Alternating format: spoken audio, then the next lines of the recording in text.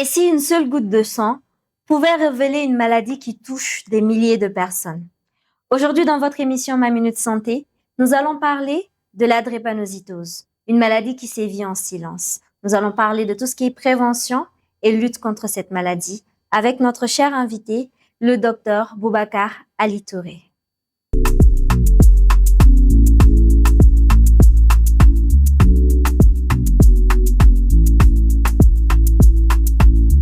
Bonjour et bienvenue dans votre émission Ma Minute Santé. Nous avons avec nous un invité très particulier aujourd'hui. Il s'agit du docteur Boubacar Ali Touré. Pouvez-vous vous présenter? Merci, bonjour à toutes et à tous. Moi, c'est docteur Boubacar Ali Touré. Je suis médecin hématologiste au Centre de recherche et de lutte contre la drépanocytose. Merci pour cette invitation.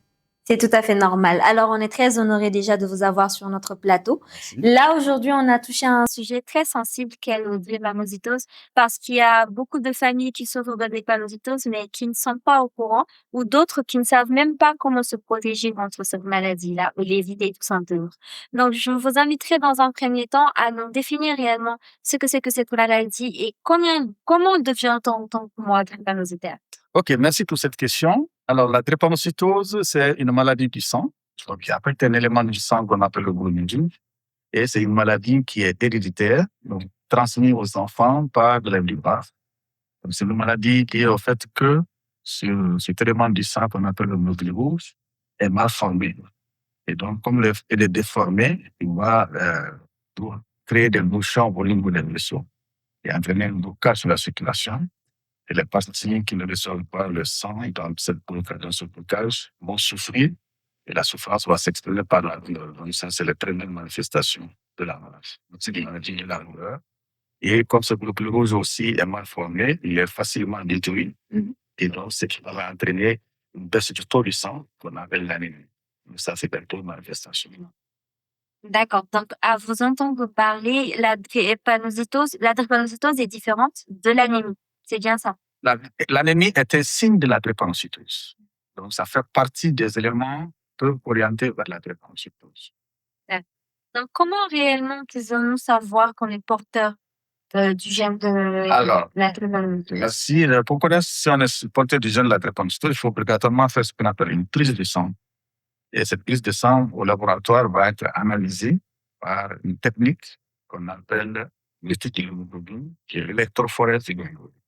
Donc, il va permettre de séparer les différentes parties de l'hémoglobine qui est contenue dans le globule rouge et qui permet de savoir si la personne a également ce qu'on appelle AA, ou si la personne porte le gène de la drépanocytose, qu'on appelle AS, donc le porteur sain, ou la personne est malade, donc ça c'est SS. D'accord. Très intéressant. Donc, comment est-ce qu'on peut savoir qu'une personne est AS, AA ou SS selon les symptômes que peuvent développer la maladie chez la personne? Alors, comme je l'ai dit, AA, ça c'est la personne normale, donc il n'a aucune manifestation. AS, c'est ce qu'on appelle le porteur sain, donc il porte le gène, mais il n'est pas malade, mais il peut le transmettre. Et le SS, ça c'est qu'ils sont malades.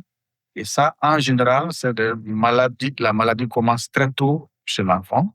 Généralement, à partir de 3 mois à 6 mois, l'enfant va commencer à avoir des douleurs. Alors, il y a un gonflement des pieds et des mains. Ou bien, l'enfant voit très souvent un douleur d'anémie. On dit à l'hôpital, on dit qu'il a une anémie. Parfois, ils sont en suicide. Et parfois aussi, l'enfant peut faire très souvent ce qu'on appelle de la fièvre, des infections. Donc, ça, c'est des signes qui peuvent orienter vers la maladie. Et donc, le médecin voit ces signes-là, il va demander l'analyse de sang, qui est l'électrophorèse, qui va déterminer si la personne est malade. Alors, docteur Touré, Oui. Comment se manifestent les crises d'un drépanocytaire dans la forme grave? Alors, les formes graves, ce qu'on appelle nous les complications, ce qu'on appelle nous les complications aiguës, donc c'est généralement les malades ils appellent ça la crise. Ça se manifeste essentiellement par des douleurs. D'accord. Et des douleurs qui sont très intenses et qui surviennent généralement au niveau des os et des articulations. Et généralement, ces douleurs surviennent lorsque le malade drépanocytaire est exposé à un certain nombre de facteurs. Donc, quand il est exposé au froid, bien quand il est déshydraté, il manque de l'eau dans le corps, ou bien quand il a fait des efforts physiques importants, ou quand il est stressé, Donc, ça, c'est des situations qui peuvent déclencher les crises douloureuses. Et comme j'ai dit, qui sont des crises qui surviennent très souvent, des douleurs qui surviennent très souvent au niveau des os et des articulations.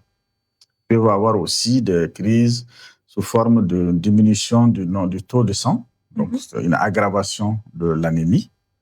Bien, ils peuvent avoir aussi des crises sous forme d'infection, notamment ce qu'on appelle des complications, donc sous forme d'infection, et qui sont des infections qui peuvent être parfois sévères. Voilà. D'accord. Donc, il y a beaucoup de personnes qui disent qu'un drépanocytaire ne peut pas vraiment avoir une vie épanouie, il ne peut pas faire de sport, il y a certains travaux il ne peut pas faire. Est-ce que ce mythe-là est réel?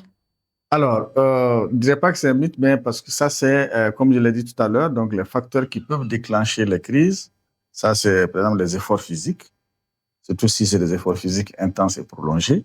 Donc, ce qui veut dire que le drépanocytaire ne peut pas faire les sports de compétition. Tout à Il peut fait. faire un sport pour se maintenir.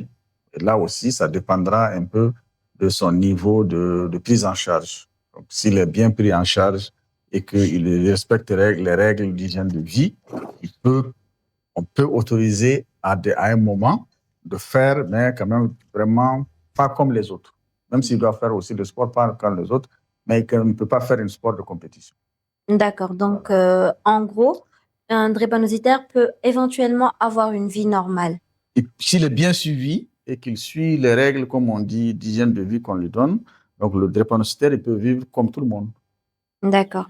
Il y a certains couples qui veulent savoir comment se prévenir et prévenir leurs futurs enfants de la drépanocytose. Alors, pour savoir, pour prévenir la drépanocytose, pas seulement pour les couples, mais pour prévenir la drépanocytose, il faut éviter le mariage entre deux personnes qui portent le gène de la drépanocytose. Et Tout à donc, fait. pour savoir si on est porteur du gène de la drépanocytose, c'est de faire l'analyse de sang, donc pour rechercher le gène de la drépanocytose qui est l'électrophorèse de l'hémoglobine. Et donc, ce qui est préconisé, c'est idéalement que ça se fasse avant que les couples soient unis. Alors, Monsieur Touré, Oui. déjà, quelles sont les avancées médicales qui ont été faites pour lutter contre cette maladie et quelles sont réellement ce que peut faire la population pour se prévenir contre elle? OK, merci pour cette question.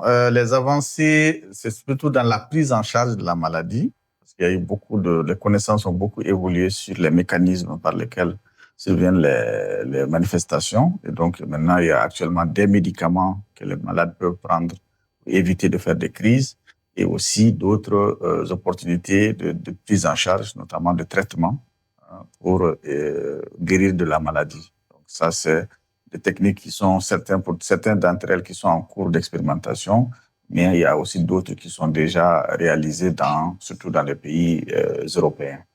Maintenant, par rapport à la prévention, comme je l'avais dit tout à l'heure, le seul moyen de prévention de la maladie aujourd'hui, c'est d'éviter d'unir deux personnes qui portent le gène.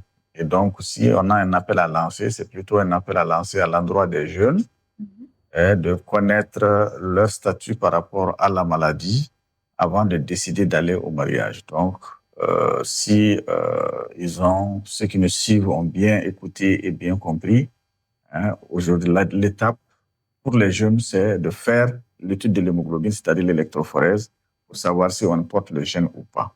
Donc, si on porte le gène, il faut faire en sorte que le conjoint ou la future conjointe puisse faire aussi la même analyse.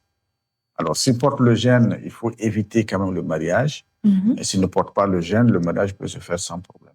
Tout à fait. Voilà. C'est très important. Voilà. Et maintenant, pour ceux qui ont des malades, c'est vraiment de prendre soin de ces malades-là, surtout les enfants, et puis les adultes aussi qui sont malades, de bien suivre les conseils prodigués par les médecins et de bien prendre les médicaments qui sont prescrits.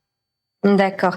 Alors, c'était vraiment très enrichissant. Merci beaucoup à vous, professeur Boubacar. Okay. Alors, c'est tout pour votre émission, Ma Minute Santé de ce jour. N'oubliez pas, la drépanocytose, c'est pas une fatalité. Il faut la prévenir et lutter contre elle.